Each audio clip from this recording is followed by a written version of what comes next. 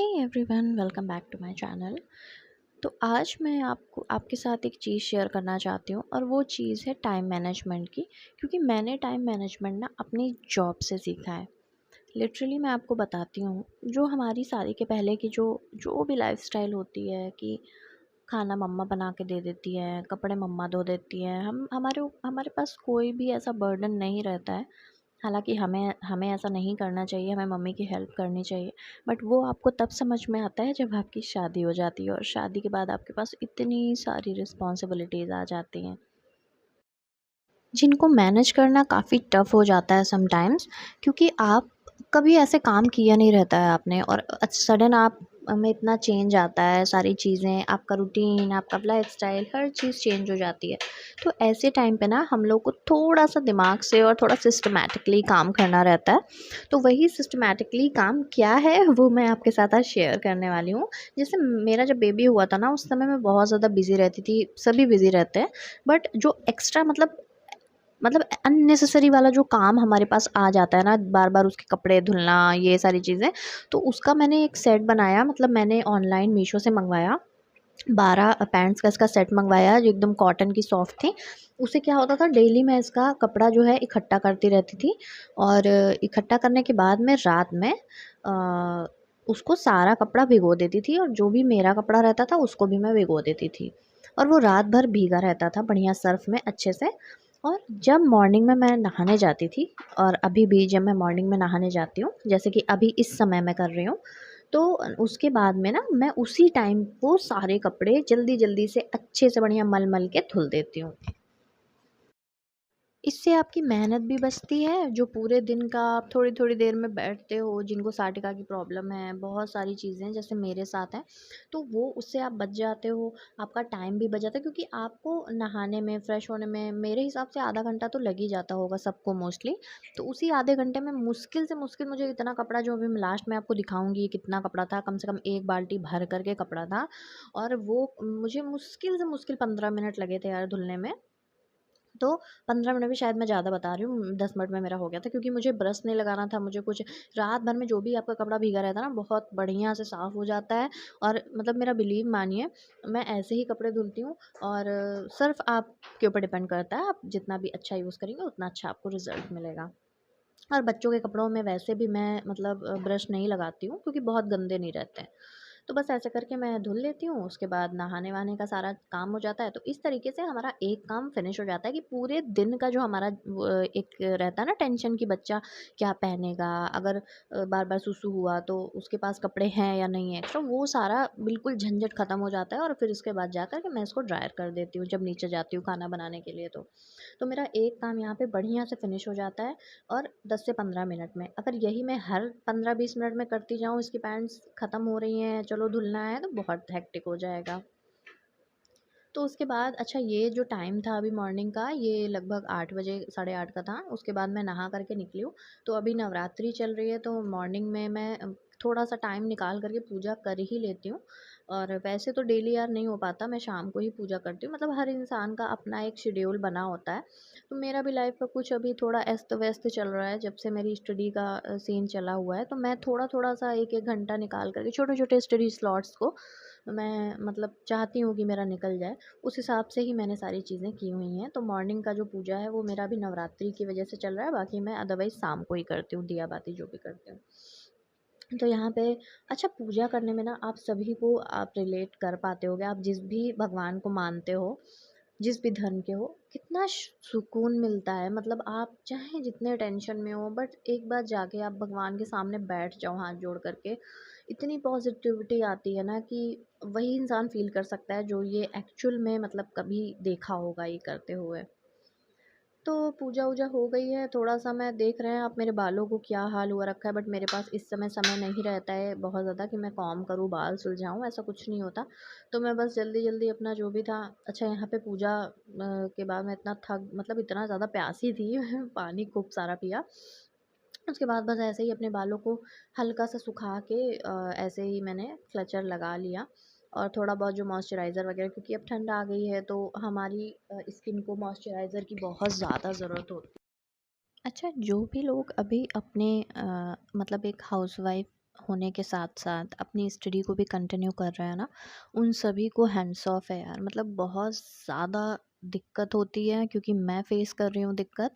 और मैंने मैंने तो अभी मतलब उतने स उससे पढ़ना भी नहीं स्टार्ट किया है, बट इतना ज़्यादा दिक्कत आ रहा है मेरे सामने कि अभी तक तो मुझे लगता था चलो मेरे पास ये दोपहर का इतना टाइम है, रात में मेरे पास 2 घंटे का एक्स्ट्रा टाइम है, तो उसमें मैं अपना कर ले जाऊँगी, बीएड के साथ में अच्छे से प्रिपरेशन कर लूँगी।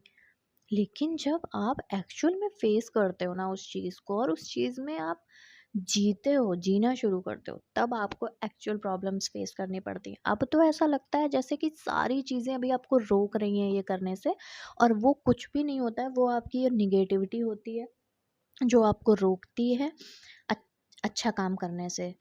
और मैंने ये चीज़ फ़ील की है, शायद आप लोगों ने भी ये चीज़ फ़ील की होगी, कि जब हम कुछ अच्छा करना चाहते हैं, जैसे कि मॉर्निंग में अगर जल्दी उठने का कभी सोच लेते हैं, तो माइंड हमारा हमेशा हमेशा हमको बोलता है कि नहीं नहीं यार, थोड़ा और सो लेते हैं, थोड़ा और सो लेते हैं, बहुत नींद आ रही है, बहुत नींद आ रही है। उस चीज़ से ही आपको निकलना है। और जो भी इंसान, मतलब जो भी लेडीज़ इस चीज़ से निकल जाती हैं ना, वो लाइफ में ज़रूर कुछ ना कुछ हासिल कर लेती हैं। मैं अपनी बात बताऊँ तो अभी मैं सुबह का नहीं कर पा रही हूँ, क्योंकि मेरी बच्ची का रूटीन थोड़ा-सा अलग है। वो रात में ना बहुत बार जगती है, और फिर वो मॉर्निंग में ही ठीक से सोती है। तो मेरी भी ना मॉर्निंग में ही नींद अच्छे से लगती है। तो मुझे लगता है कि यार नींद लगना भी ज़रूरी है। अगर आप बीमार पड़ जाओगे, तो फिर आपके बच्चे का ध्यान कौन रखेगा? मतलब फर्स्ट प्रायोरिटी तो आपका बच्चा ही है ना आपके लिए। स्टडी भी उसके पीछे हो जाती है। तो हमको सबसे पहले अपने हेल्थ को सही रखना है, उसके लिए जो भी हमसे बन पड़ेगा हम करेंगे। नेक्स्ट चीज़, हमारी जो स्टडी है उसको हम बिल्कुल अलग रखते हैं, बिल्कुल अलग, उसको बिल्कुल भी घर में इंक्लूड नहीं करते हैं। घर में जो भी काम है आप उसको जितना हो सके उतना शॉर्ट में निपटाइए, और अपने लिए छोटे-छोटे स्लॉट्स ही निकालिए, क्योंकि अभी स्टार्टिंग में हमने जैसे शुरू किया है ना पढ़ाई को, तो हम बहुत ज़्यादा देर तक नहीं बैठ पाएँगे।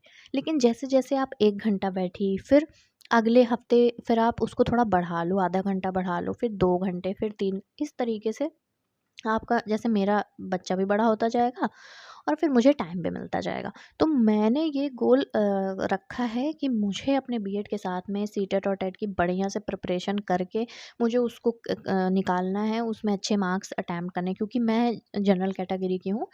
मैं यहाँ कैटेगरी एनालिसिस नहीं कर रही हूँ, बट मैं जस्ट अपना बता रही हूँ कि मैं जनरल कैटेगरी की हूँ, तो जनरल कैटेगरी को वैसे भी बहुत ज़्यादा सर्वाइव करना पड़ता है।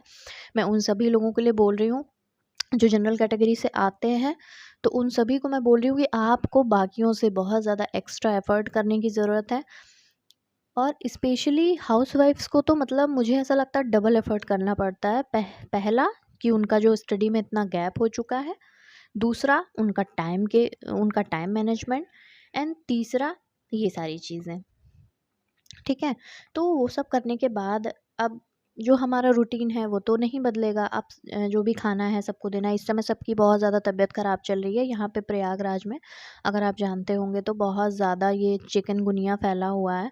तो हमारे यहाँ भी पहले हस्बैंड को हुआ, फिर सास-ससुर को हुआ, अब दोबारा से फिर से हस्बैंड के दिक्कत होने लगी है, अब हस्बैंड के बाद मुझे भी बहुत ज़्यादा दिक्कत होने लगी है।